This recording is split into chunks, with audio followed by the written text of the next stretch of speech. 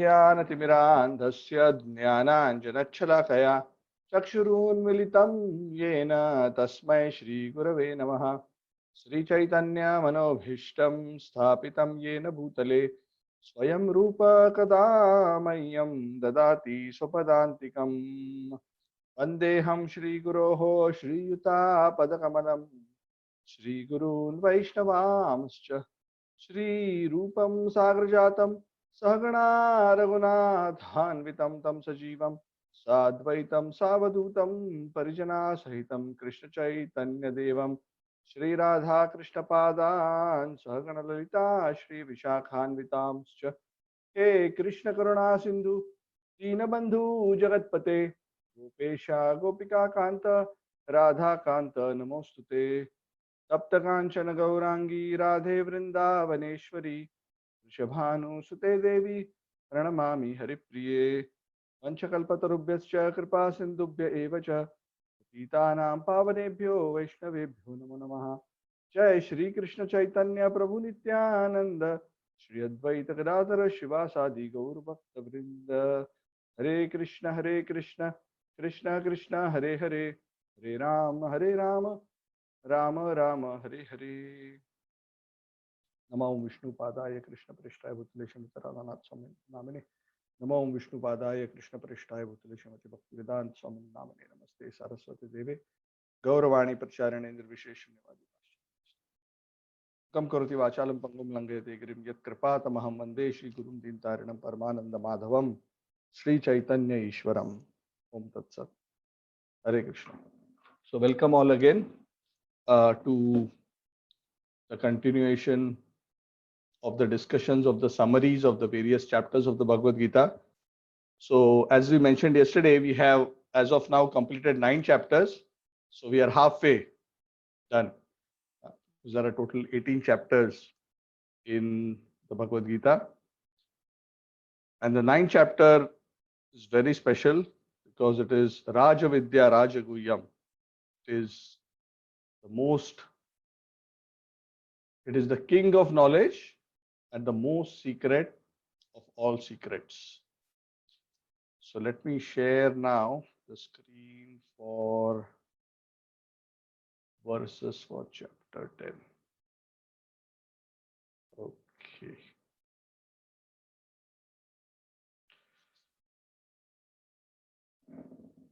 Okay.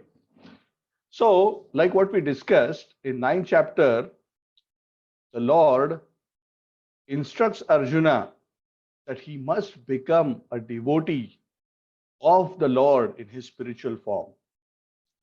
And he ends the 9th chapter by instructing Arjuna by saying that you should always think of me and remember me. Man mana bhava mad bhakto. Now this instruction is very simple, but is also difficult, especially for those who are in the material world. To be able to always remember the Lord is a challenge.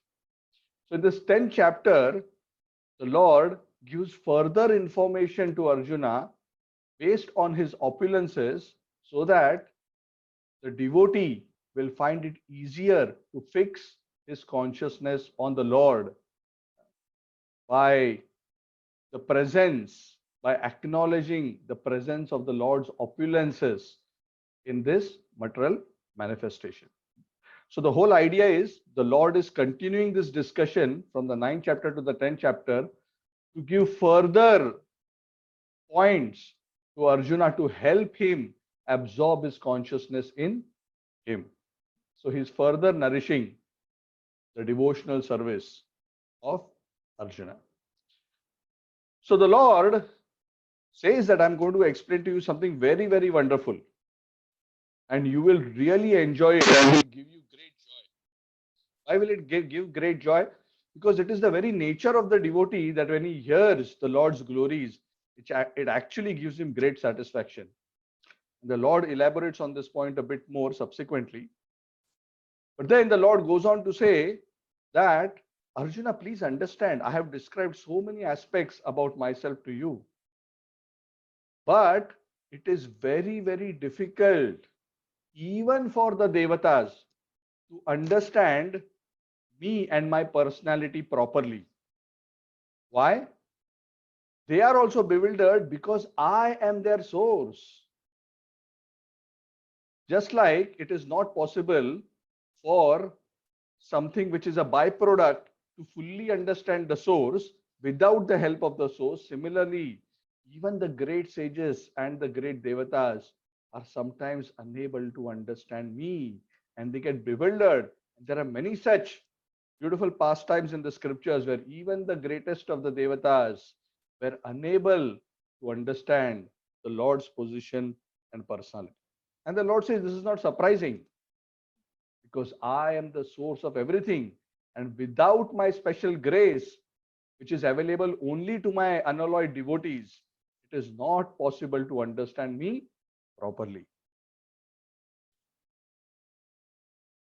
So Lord says that when a person understands how everything comes from me, in the previous chapters, the Lord has described about the material creation and how even in this Virat Roop, all the various energetic aspects, He is behind all of them. And the Lord says, even in the material world, all the wonderful qualities are also coming from me. So one who understands how everything comes from me cannot but engage in my full devotion. Like we said in the earlier chapters, Vasudeva Sarvam Iti, understanding that ultimately the Lord is the shelter of everything and the source of everything, the devotee automatically gives his heart to the Lord because he comes to understand that this is the most logical conclusion, that everything comes from the Lord and he's so great. So very naturally his heart goes to the Lord. So this is a fact, the Lord says. Do not doubt this. The Lord then goes on to summarize the whole process of bhakti in four beautiful verses. And these four verses, which are 10.8, then 9, 10, 11, these four verses, they are also known as the Chatushloki Bhagavad Gita, which means these four verses can be considered like a summarized form of the entire Bhagavad Gita. Why? Because they essentially summarize the position and glory of the Lord and essentially summarize the situation and the nature of the greatest yogis and how the Lord deals with them. It deals with Bhakta, Bhagavan, Bhakti in a summary form, very, very beautifully. So let us see what the Lord explains in these four verses.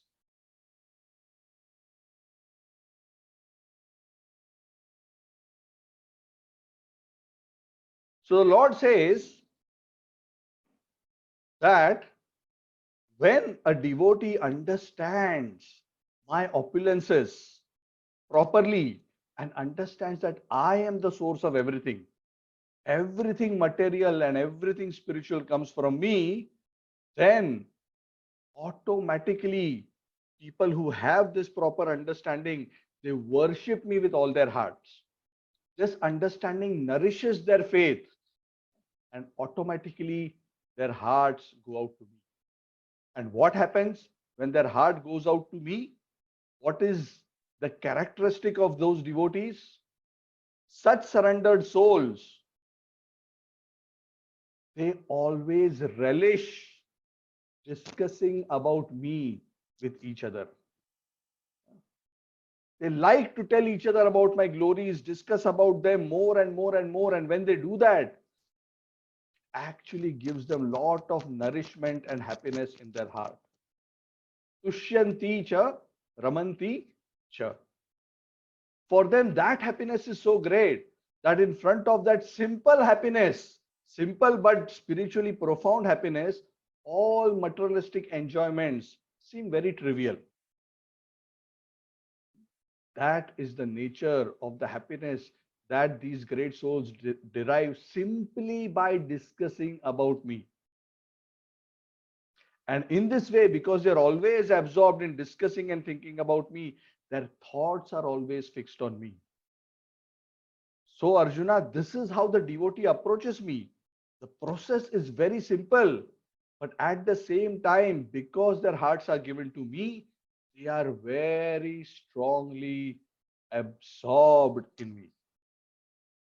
And when somebody is absorbed in me like this, I cannot but help reciprocating by making them special objects of my affection. So, how do I reciprocate, Arjuna? I voluntarily take charge of the lives of such devotees who have given their heart to me. I feel so indebted to them that I am also not able to forget them. And all the time, I am actively trying to see how I can help these devotees to come closer and closer to me. At every step, I am guiding them. And because I am residing in their heart, out of my kindness and compassion for them, I give them the knowledge from inside their heart in such a way that the fire of that knowledge burns away any ignorance which is impeding their progress towards me. Summarily, Arjuna, I take the responsibility on myself to help and lift up my devotees. So essentially, in these four verses, the Lord describes how the devotee approaches him. The Lord also describes how he reciprocates with his devotees. So it's a very, very wonderful description. And even if you forget everything else, if you simply remember this much, that this is the sum and substance of what the Lord appreciates the most and what is the safest and the surest path to perfect understanding of the Lord and the destination to the supreme most happiness, then that is also sufficient. So, this is the state that we should all be anchoring for. When Arjuna hears this, he has been hearing through chapter 7, 8, 9, and into 10 about the glories and opulences and the potencies of the Lord. He's so overwhelmed by understanding how the Lord is the source of everything material, spiritual, even the Virat Roop comes from him, even the Brahma Jyoti is subordinate, even the Devatas are subordinate. When he hears all this, he becomes so overwhelmed that he starts glorifying the Lord beautifully, spontaneously. Param Brahma Param Dhamam Pavitram Paramam Bhavan Purusham Shashvatam Divyam Adidevam Ajam Vibhum Ahustvam Rishya Sarve Devarshi Naradastata Asito Devalo Vyasa Swayam Chaiva Bravishime.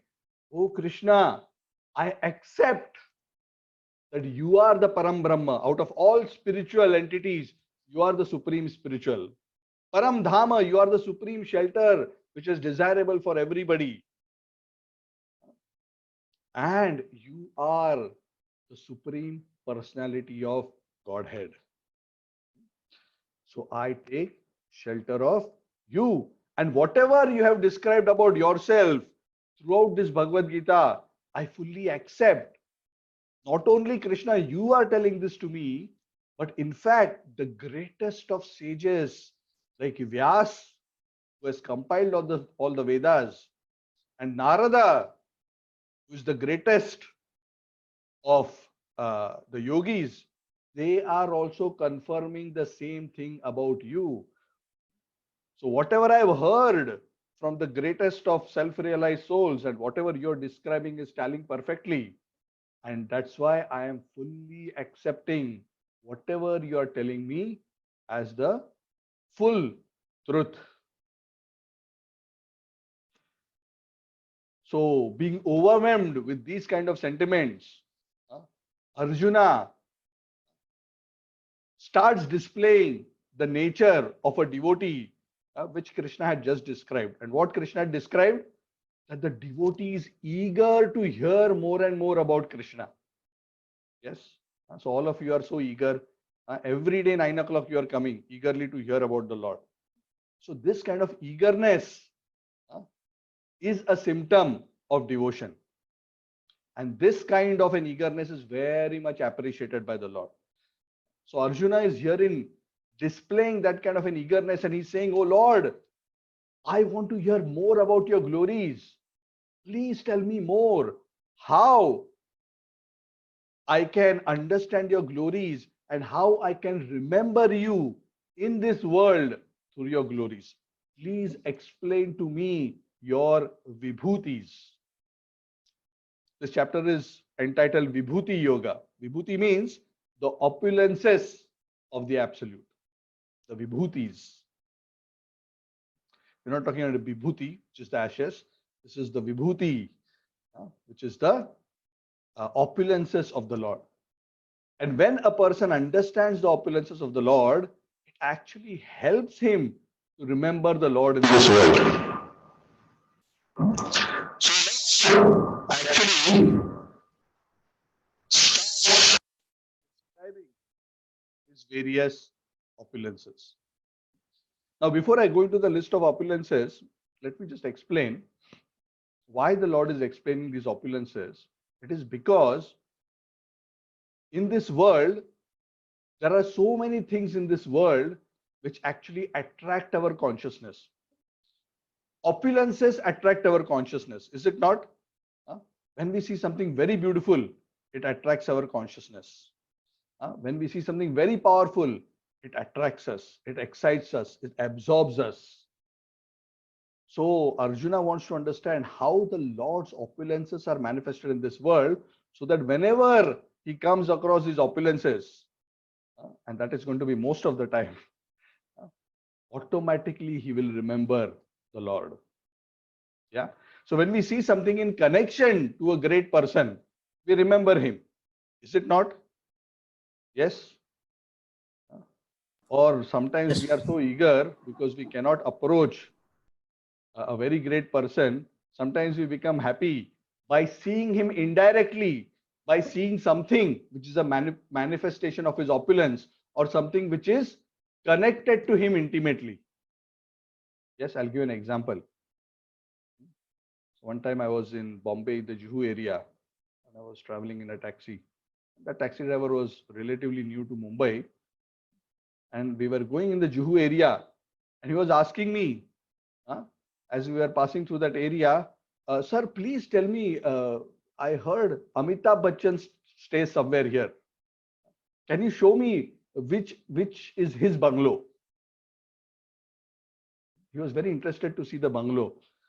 Obviously, he doesn't have the connection to go and see Amitabh Bachchan. If he could, he would have wanted to. But for him, just by seeing the bungalow of Amitabh Bachchan, he feels as if he has seen Amitabh Bachchan. So, of course, I showed, because I know that particular bungalow. The bungalow, of course, externally is ordinary, just like any other bungalow. But when you see that bungalow, it reminds you of him.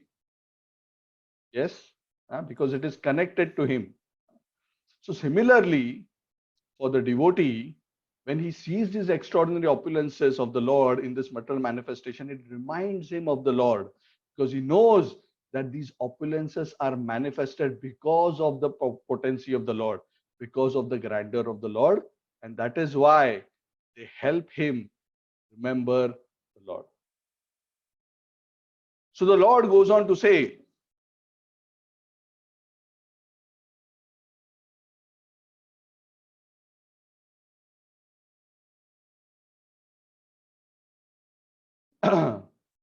there are many verses where the Lord gives many examples. I'm just going to quote a few. You can later read through the verses to see all the various manifestations. The Lord actually tells Arjuna that, "Oh Arjuna, I will give you a few examples. I cannot tell you everything because it is unlimited." So the Lord starts, and he starts by saying, "Arjuna, understand, I am in the heart, seated in the heart of every living entity." A very interesting statement. And if the Lord is not there in the heart of every living entity, then nothing will function. So that means when we see any living entity, actually we should remember the Lord. Correct? Yes. Because the living entity is living, not just because of the presence of the soul. It is also because of the presence of the Paramatma. Matta smritir jnanam apohanam cha. The Lord says, I digest the food. The Lord says, from me comes remembrance, memory, intelligence, power. All these things come from me. It is because of the presence of the Lord. That is why in our culture it's so wonderful. Whenever we meet each other, what do we say? We say Namaste. Namaste means I bow down to you. The deeper meaning of Namaste is not just bowing down to the soul, but bowing down to the divine Paramatma who is present in your heart.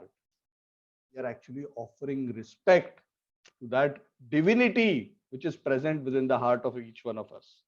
So when we are saying Namaste, ideally we should be remembering the Paramatma.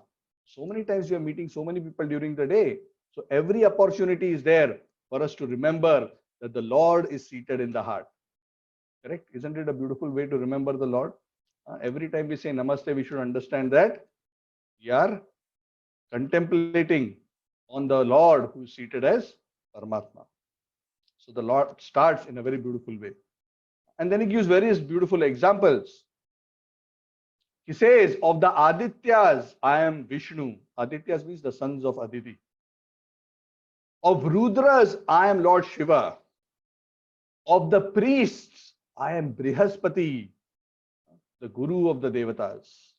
Of the general, the warriors, I am Skanda. Of the Vedic mantras, I am the Omkar. Of the wielders of weapon, I am Shri Ram. Of the rivers, I am Ganges. Of all the chandas, poetries, I am Gayatri. Of the Pandavas, I am Arjun. I am the seed of all existences. Nothing can exist without me. So what the Lord is trying to say is, essentially in any category, the Lord is giving various categories and identifying the topmost of that category and saying that that extraordinary opulence of that topmost in that category is a manifestation of his opulence. So whenever one remembers them, he should remember that that extraordinary opulence is a manifestation of the Lord's opulence. And the Lord concludes this section by saying, "O Arjuna, I have given you simply a sample. My opulences are endless. Whatever beautiful, glorious, and powerful things that you see in this world, you should understand that it is just a small spark of my splendor. It's a tiny spark. I am unlimited, but everything which is extraordinary in this world is just a tiny spark of my splendor. What is the need to go into so much detail? Just understand, Arjun, that this entire material manifestation, which you cannot even fathom, or any human being cannot even fathom the extent of this universe, and unlimited universes are existing with unlimited power and splendor and beauty and wealth and glory. All this unlimited material manifestation, understand that it is pervaded by just a tiny fragment of myself. Ekamshena sthito jagat. I'm just giving you a hint, Arjuna. You cannot comprehend this fully because my glory is endless. I am simply giving you a few hints because you asked me, how can I remember you, O Lord, in this world? And because all living entities are attracted to various opulences, I am explaining to you how my vibhutis can be perceived. And in this way, you will be able to remember me more easily in this world. So practice this kind of remembrance of me, because ultimately, like I mentioned in the 9th chapter, the topmost destination can be achieved by those who have understood me properly based on what I have explained as the Supreme Lord and the Supreme Source of everything, and who are able to remember me and absorb their mind in me. I have already explained in the 8th chapter that if you practice being absorbed in me, then it will be very easy at the time of death for you to remember me. And he who remembers me at the time of death, certainly without fail, is guaranteed to attain the supreme abode. And that is what you should aspire for, not to remain trapped in this cycle of repeated birth and death, where there is only flickering happiness. So essentially, this is what the Lord explains in the 10th chapter.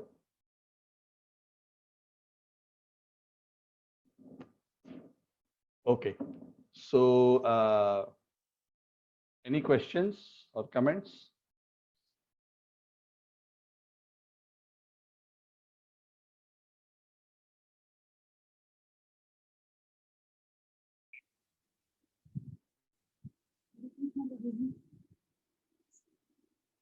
Yes.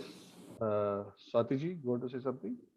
Yes, verse 10.31 as Lord has described. Sorry, I can't hear you. Hello? Hello? Yes. Yeah, Lord has explained his splendorous manifestation, but 10.31 he has described that. I can't make out what you're saying. Yeah, Lord has explained his splendorous manifestation. Yes.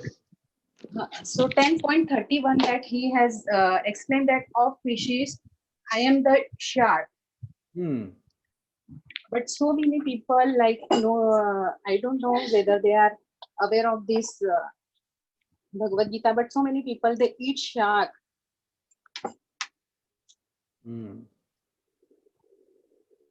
So even Indians also, I have seen so many people, they eat sharks. So what to understand, like why they eat this thing? Okay, so first thing to understand is, of course, eating sharks is a different issue. Right, wrong is a different issue. But in terms of this particular chapter, what the Lord is trying to say is, He's not saying, I am the shark. Okay? He's not saying all sharks are Krishna. Okay. Because I have given only some examples. He says, of all the birds, I am Garuda. Garuda. Yes. Yes. Okay. Yeah, that is my question, that why he has described particular species like on a creature like shark, Garuda. Yeah. So I explained that earlier. I'll explain it once more.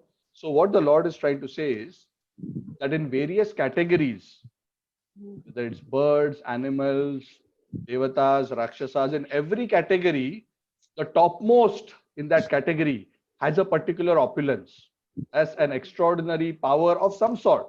It may be an extraordinary beauty, power, learning, some extraordinary vibhuti.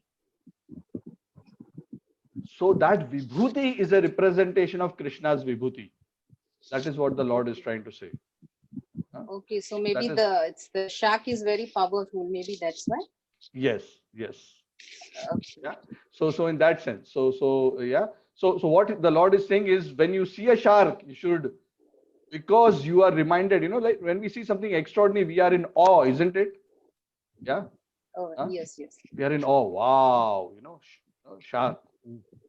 Or when an eagle comes down, sometimes in India or even in Malaysia, and the eagle comes low, we see the huge wingspan and the elegant beauty, and we say, wow. Very difficult to catch. So the point is, the wow, when we see the extraordinary opulence in any category, be it books, be it food. So for Malaysians, they will see, of the foods, I am Nasilema. I'm just looking at. So whatever you think as an extraordinary opulence, yeah. So what the Lord is saying is, anything which is extraordinary in this world in terms of power, and He's giving some samples of examples. He's not saying that the shark is me, or whatever other examples. There are many other examples I didn't even mention. He says of the asuras and Prahlad. and so many of the ancestors, I'm Aryama, and so many other examples he has given. There are, I just mentioned 5 or 10. So what the Lord is saying is that ultimately he summarizes this whole section by saying, whatever extraordinary beauty, opulence, strength that you see in the world, that should remind you that it is Okay. coming from me. You know, see, just think about it, right? Even in this world, okay, I'll give you a more practical example. A more practical example. Even in this world, when we see somebody extraordinarily beautiful, yes, okay, Yes.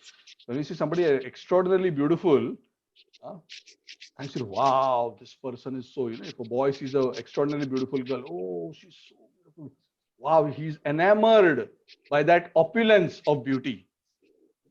Now, what Krishna is saying is, because this is also an example of what the Lord is saying, because there's extraordinary beauty.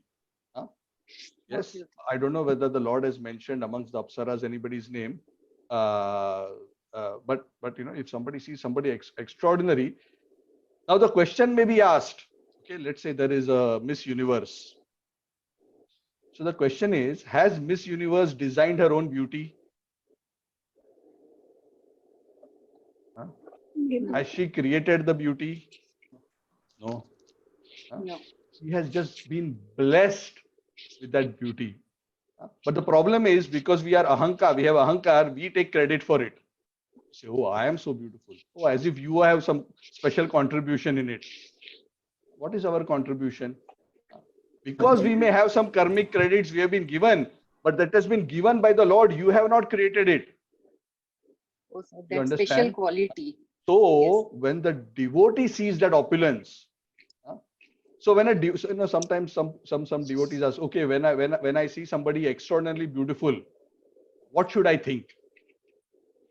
Yes. Normally, a materialistic person, when he sees somebody of the opposite gender extraordinarily beautiful, lust enters his mind. But for a devotee of the Lord, who is following the 10th chapter, when he sees that extraordinary opulence, he says, this extraordinary beauty must be a tiny spark of the Lord's beauty. Just imagine if just by seeing her I become so enamored, how much more beautiful the Lord will be, because she is just a tiny spark. And the tiny spark itself is throwing half the world into tizzy. Yes, you understand? So the Yes, vision yes. of the devotee is he sees that all these opulences are coming from the Lord. Tejas tejas vinamaham, buddhir buddhimatam asmi. So he has explained this throughout the Gita. See, this whole science of why the Lord is going on explaining all these things again and again is to help us develop the vision to see how he is connected everywhere and how he's behind everything, and he's ultimately the source. He's trying to make the same point, which is summarized in 10.8. Aham sarvasya prabhavo matta sarvam pravartate. Iti matva bhajante ma buddha bhava samanvitaha. The Buddhas, those who are learned, they are able to see this. So when we are reading this, it should help us to develop that consciousness. Yeah. Yes. Does it help? Okay. Yes, yes. Okay. So don't confuse this to say that every shark is Krishna, or every elephant. You know, he gives the example of Airavat is the topmost. No, it is about the opulence. Yeah. Opulence. So Okay. if you become the best of devotees, maybe in the next Bhagavad Gita, Krishna may say, of all the devotees, I am Swati Dubey. Okay. Okay. So yeah, you understand the point. In this case, he said, Yes, yes. yeah, he has given. So that is the point, because when you see that extraordinary opulence, you should understand that's a special blessing by the Lord, where the Lord's opulence is manifested in that personality by the Lord's blessings. Yes, yes. That's what I was thinking, why he is specially representing that particular creature. Yeah, this So is the now I reason. understood. Yes. The Thank best in every category, you. that opulence is the manifestation of the Lord. Okay. Okay. Any Even other point? Prabhuji, those who have Yeah. doubt can ask in Marathi or any other language, or means Hindi, Marathi, so maybe like, Sorry. Question. and no, those who are here, the Bhagavad Gita class online, those who are attending here can ask their doubts or queries in Marathi or Hindi? They can ask their questions in any language which I understand, but I will answer in Okay. English. Okay. because because everybody should be able to follow the answer. I'll translate the question Oh, and answer in English. Then you have to translate okay. back into Marathi or Hindi. I Okay. can speak both. Okay. Who is there who needs to ask in another language?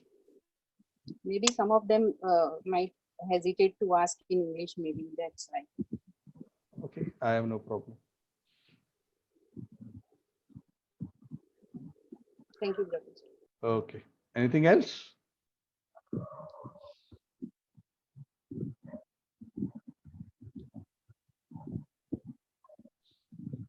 Okay, so this is how the Lord is actually making it easier and easier and easier for the living entities to be able to remember Him and to absorb our consciousness in Him.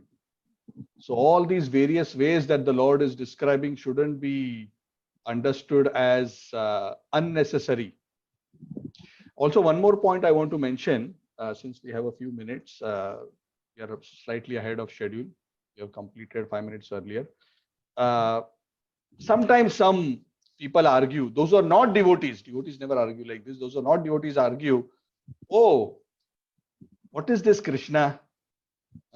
He is going on glorifying himself. I am this, I am that, I am that, I am this. No, people do not do like this. Oh, Krishna is very proud. They think like this. So what will your answer? I'm asking you this question. What will be your answer? I was Why about to Krishna ask is this speaking proud? question. Prabhuji, See, I was you are about to ask. you are devotee. You should not ask. You should know the answer. So we can follow the principles what Krishna Yeah. is revealing. Okay. Okay. I want to hear different answers or any Hare other Krishna, opinion. Prabhuji. Yes, Raghavji, Hare Krishna. What is your understanding? Krishna is telling himself because we don't know everything about Krishna. Hmm. So my opinion is to understand him better and better. Hmm. So he is telling what is his all the things that he can and the manifestation and everything.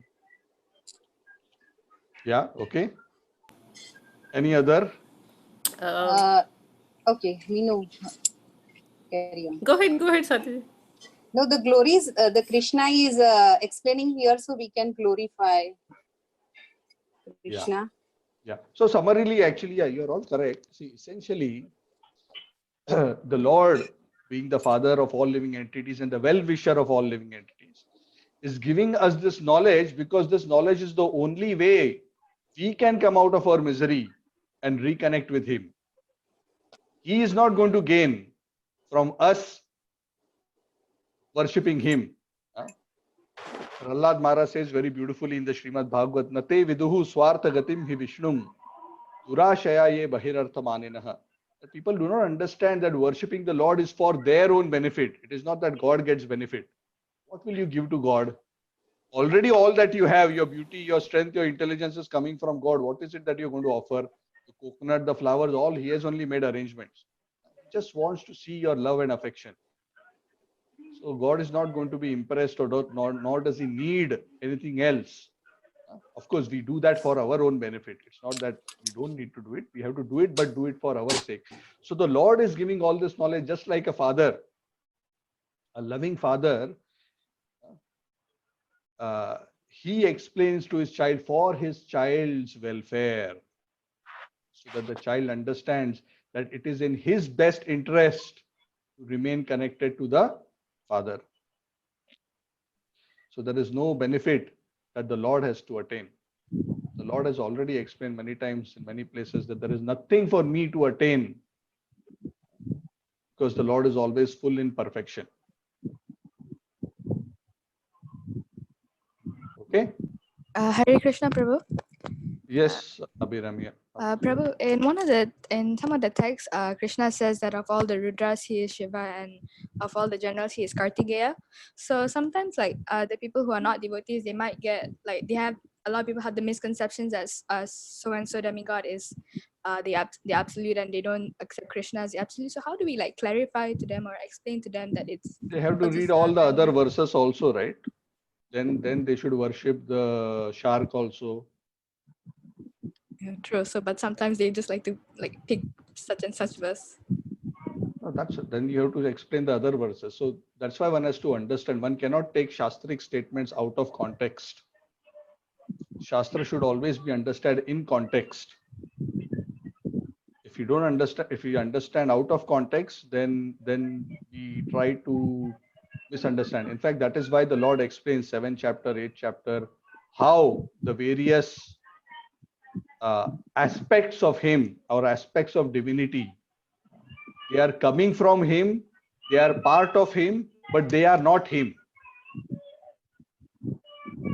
So nothing exists independent of the Lord, but that doesn't mean that everything is the Lord. Yeah. So that's why it has to be explained and understood properly. So when somebody quotes this, then you have to also say that yes, there are so many other verses where the Lord is also saying that I am of all the elephants, I am Airavat. Okay. So does it mean Airavat is God? Of all the horses, I am Uchchaishravas. Does it mean Uchchaishravas is God? No. And Krishna very clearly explains at the end of that section also by saying that Yad Yad Vibhuti Matsattvam Shrimad Urjitam Evava Tattad Eva Vagachatvam Mama Tejansha Sambhamam. Wherever you see that extraordinary opulence, you understand it as a spark of my splendor. Okay, thank you, Prabhu. Hare Krishna.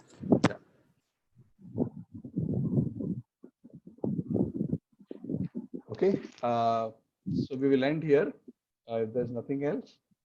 So I'll see you all 1 minute. I think there's some question by Krishna Veniji. How Krishna explains, oh, I think I already answered that.